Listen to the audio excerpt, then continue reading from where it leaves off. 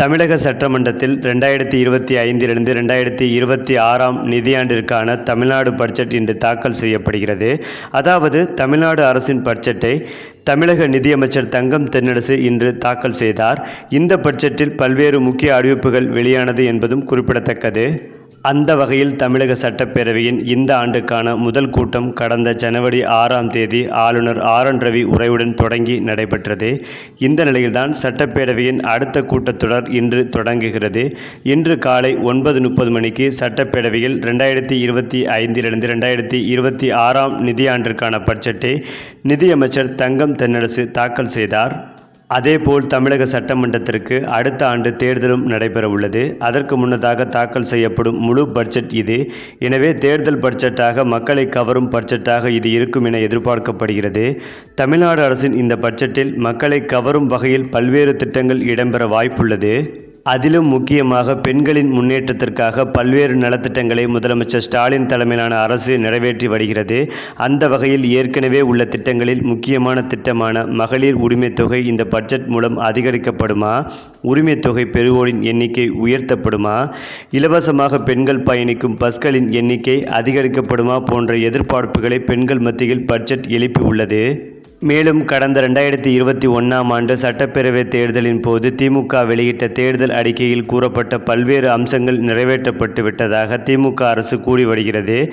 மீதமுள்ள திட்டங்கள் குறித்த அறிவிப்புகள் இன்றைய பட்ஜெட்டில் இடம்பெறலாம் என்றும் எதிர்பார்க்கப்படுகிறது. குறிப்பாக மகளிர் உரிமைத் தொகை பயனாளிகளின் எண்ணிக்கையை அதிகரிப்பது தொடர்பான அறிவிப்பும் மகளிர் உரிமைத் தொகையை உயர்த்தி தருவதற்கான அறிவிப்பும் வெளியாக வாய்ப்புள்ளது.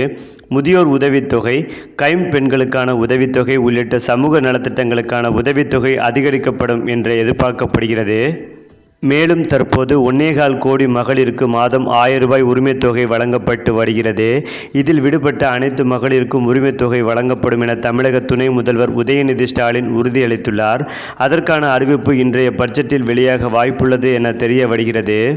அதேபோல் கல்லூரி மாணவ மாணவிகளுக்கு வழங்கப்படும் புதுமை பெண் திட்டம், தமிழ் புதல்வன் திட்டம் மூலமாக மாதந்தோறும் வழங்கப்பட்டு வரும் 1000 ரூபாய் தொகை மேலும் உயர்த்தப்படலாம் என்ற தகவலும் தற்போது பரவி வருகிறது.